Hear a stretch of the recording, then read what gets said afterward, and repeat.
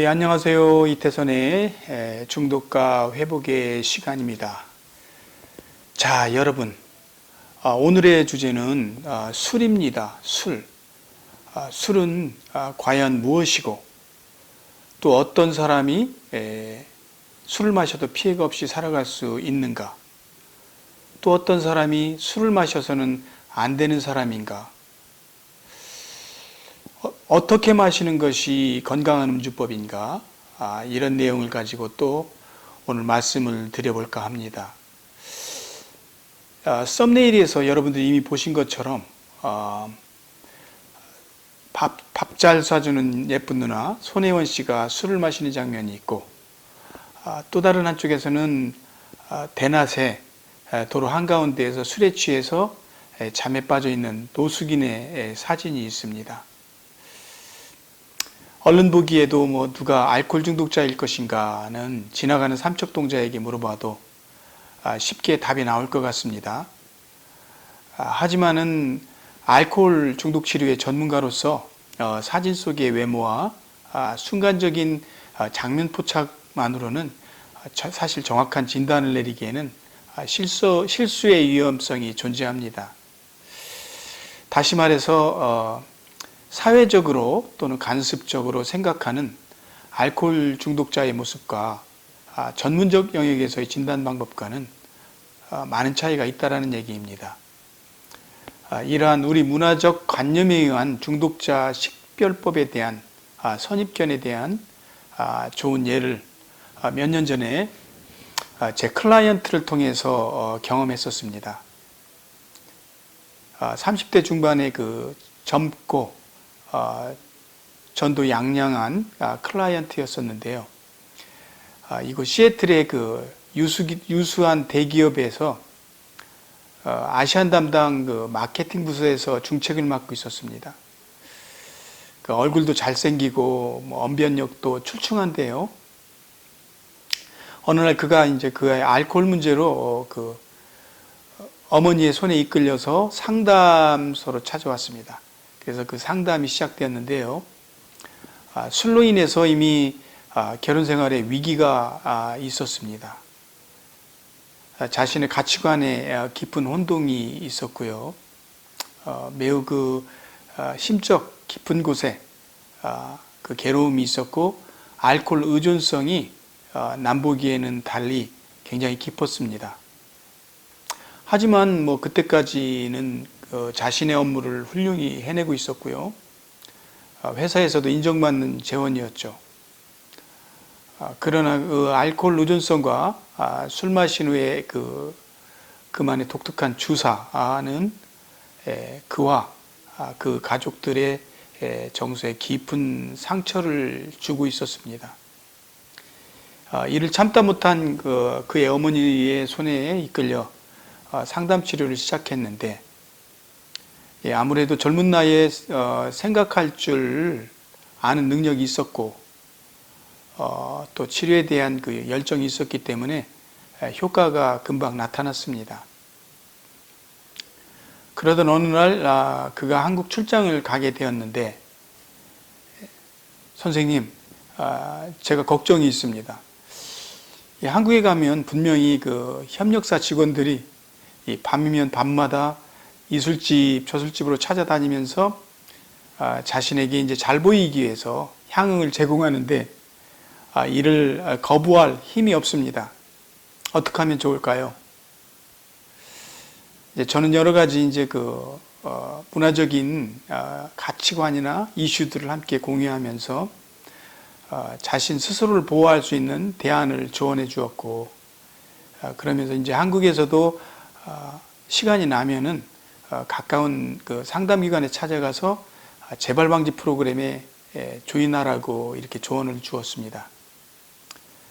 이제 몇 주일이 지나고 이제 클라이언트가 돌아왔는데요.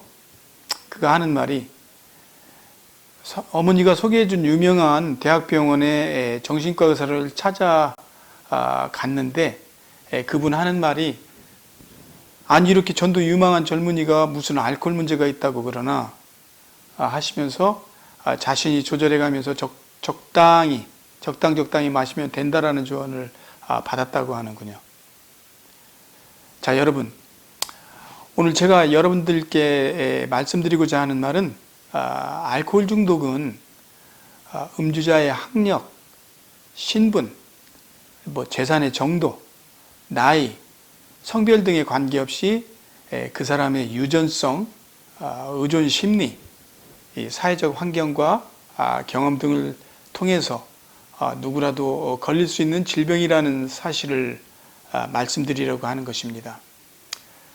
그러면 알코올 의존성은 어떤 증상을 동반하게 될까요? 술을 매일같이 마시는 분? 아니면 술 마시면 싸움을 하시는 분? 또는 한 번 마시면 엄청나게 마시는 분? 수전증이 있는 분? 그렇다면 술을 매우 좋아하고 술 친구를 좋아하는 사람은 어떨까요? 우리 사회에서 흔히 말하는 주당들, 그리고 남자와 술의 관계 생각해 보셨습니까? 술은 남자가 마셔야 되는 그런 필수품인가요? 그리고 한국인에게 회식 문화는 어떤 것인가요? 회식은 문제가 없는 그런 술자리일까요? 그리고 술을 마시면 술이 취해야 되는 걸까요? 사실 지금까지 열거한 술과 사람들에 대한 개념은 일종의 문화적인 관념일 뿐 술과 중독에 대한 의료적 사실은 아니죠.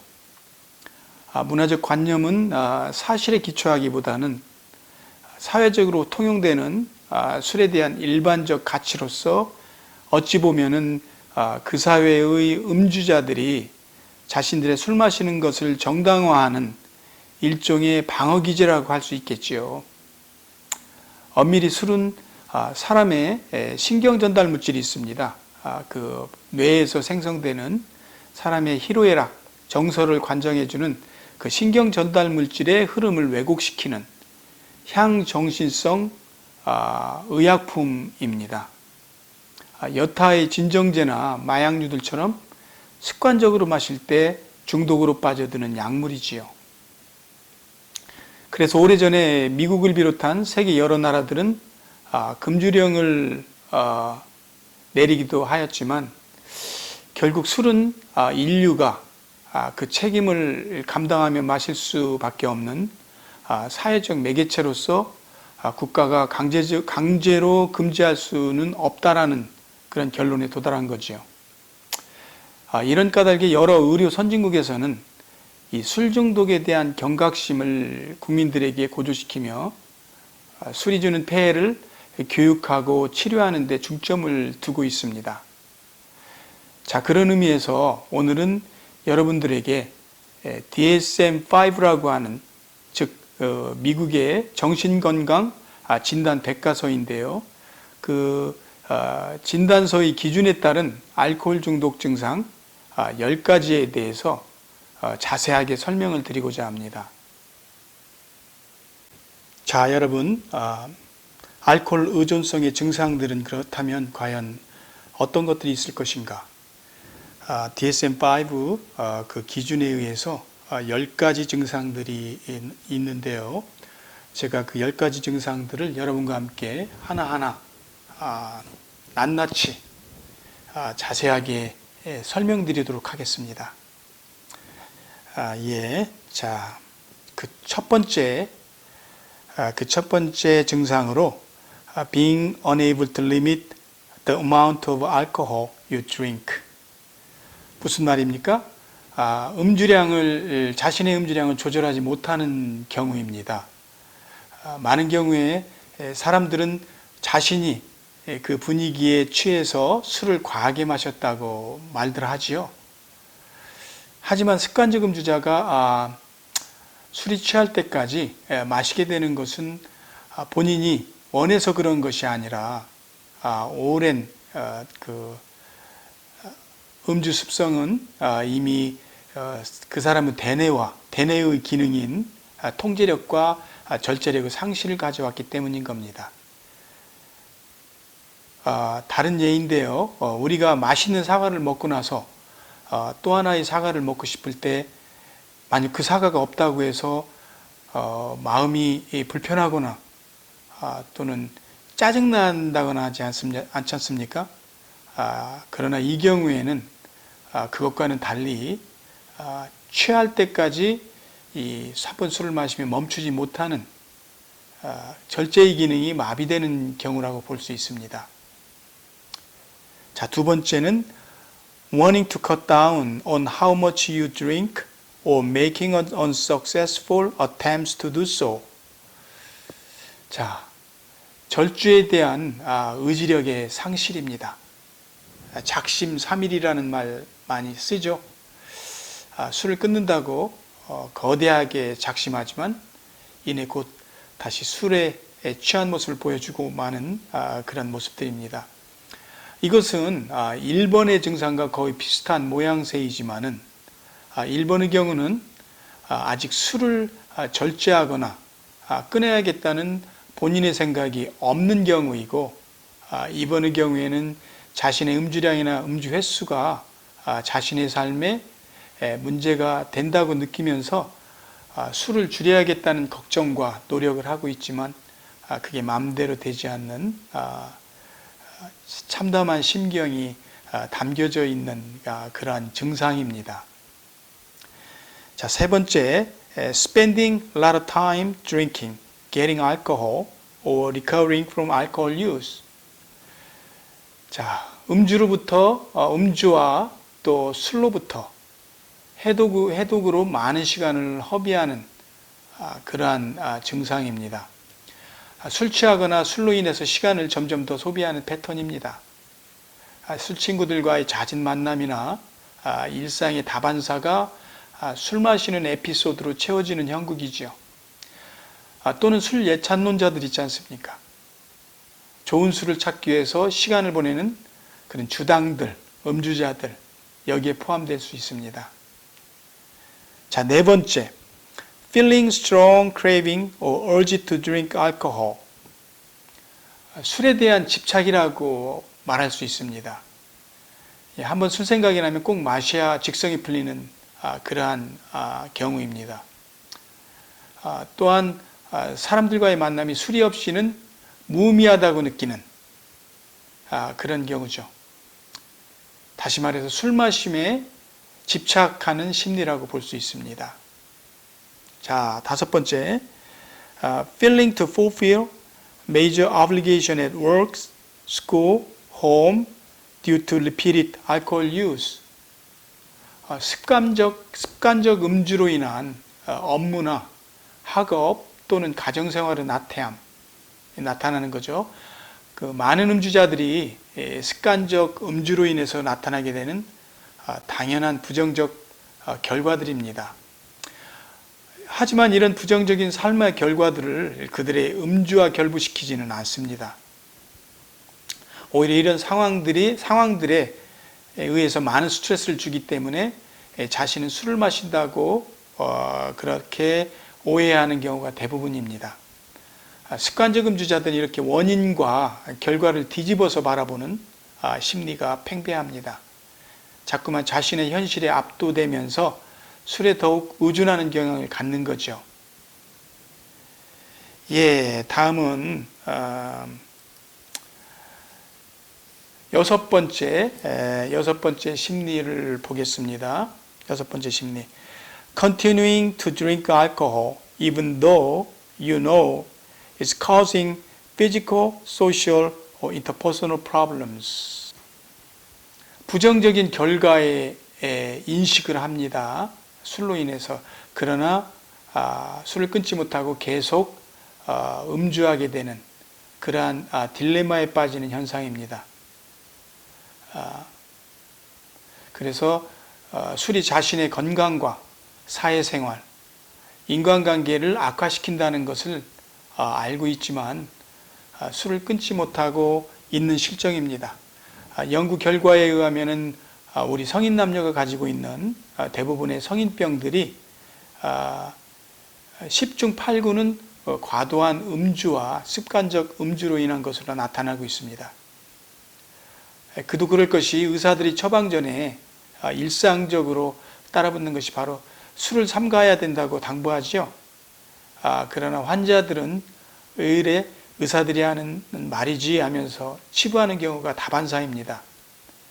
그리고 자신의 음주를 곱게 보지 않는 사람들이 늘고 있음에도 불구하고 자신의 음주 패턴을 개선하지 못하는 경우가 많지요. 바로 이런 상황을 말하는 것입니다. 자, 일곱 번째는 giving up or reducing social and work activities and hobbies. 기존의 사회생활과 취미활동의 변화와 단절을 가져옵니다. 음주 패턴이 점점 악화되고 술의존성이 깊어질 때 기존의 사회생활과 좋아했던 활동과 단체들로부터 점점 멀어지거나 아예 연락을 끊고 사는 경우가 많습니다. 점점 더 사회적으로 자신이 고립되어 가고 있음을 느끼게 되는 경우입니다. 자, 여덟 번째, using alcohol in situations where it's not safe, such as when driving or swimming. 음주 후에 위험한 행동과 음주운전을 하는 경우죠. 음주 후의 위험한 행위의 대표적인 예가 바로 음주운전입니다. 술을 마시는 사람이라면 누구나가 다 음주운전의 위험성에 노출되어 있는 것은 사실입니다만, 역설적으로 술에 그렇게 문제가 없는 사람이라면 음주운전이 끔찍한 결과를 가져올 수 있을 것이라는 것은 누구나가 다 알 수 있고 조심하는 일입니다. 그런 알코올 의존성이 있는 음주자는 절제력과 통제력 상실로 인해서 술 취한 후의 행동을 이성적으로 통제할 수 없다는 결정적인 취약성이 문제입니다. 우리 한국 사회에서는 여전히 알코올 의존성을 자신의 약한 의지로 보는 관습이 강하기 때문에 이 증상을 여전히 질병 차원에서 다루지 않고 있다는 데 문제가 있습니다. 때문에 음주운전을 상습적으로 하는 사람들에 대한 치료보다는 처벌과 비난에만 하는 데 그치고 있기 때문에 심각한 걱정이 있는 것이죠. 예, 아홉 번째입니다. developing a tolerance to alcohol, so you need more to feel its effect, or you have reduced the effect from the same amount. 한마디로 말해서 내성의 증가라고 볼 수 있습니다. 습관적 음주는 음주자의 술에 대한 내성을 증가시킵니다. 여러분, 어떤 종류의 중독 현상에는 반드시 내성의 증가가 따르게 됩니다. 더 자주, 더 많이, 더 오랜 시간 그 행위나 물질의 사용에 빠지고 마는 거지요. 그리고 그 내성의 증가의 원인이 그 행위나 물질 자체를 좋아해서라기보다는 똑같거나 적은 양으로는 더 이상 자신이 원하는 수준의 만족감을 느끼지 못하기 때문이지요. 이것은 우리 사람 내에 존재하는 신경 전달 물질이 외부의 자극인 술이나 마약, 기타 중독 행위에 점점 둔감해지기 때문에 무의식적으로 점점 더 많은 양을 요구하기 때문에 그렇습니다. 자, 마지막 10번째, experiencing withdrawal symptoms, 금단 증상의 발전입니다. Such as nausea, sweating and shaking when you don't drink. 술을 마시지 않거나 끊게 되면 한동안 금단 증상이 나타나게 됩니다. 금단 증상은 여러분들이 익히 알고 있는 손떨림이나 환각, 환청, 환시 등으로 나타나기도 하지만 초기에는 많은 습관적 음주자들에게서도 구토, 식은땀, 수전증, 그리고 기력의 쇠진, 무기력, 짜증, 수면장애 등의 그런 경미한 증상들로 나타나기도 합니다. 자, 여러분, 지금까지 알코올 의존성으로 발전해 가면서 음주자가 겪게 되는 10가지 증상들을 설명해 보았습니다. 어떠신지요? 평소에 자신 또는 타인들의 술 문제를 바라다 보았던 시각들과 어떤 차이점이 있는지요?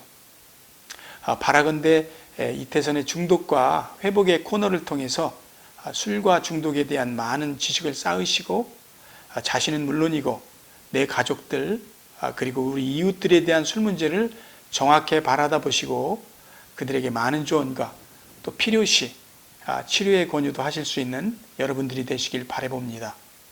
술 문제는 앞서서 말씀드린 것과 같이 사람의 신분, 학식, 재력, 나이, 성별에 관계없이 누구나에게 찾아올 수 있는 신체적, 심리적, 환경적 요인으로 인한 질병이라는 점을 간과해서는 안 될 것입니다. 감사합니다.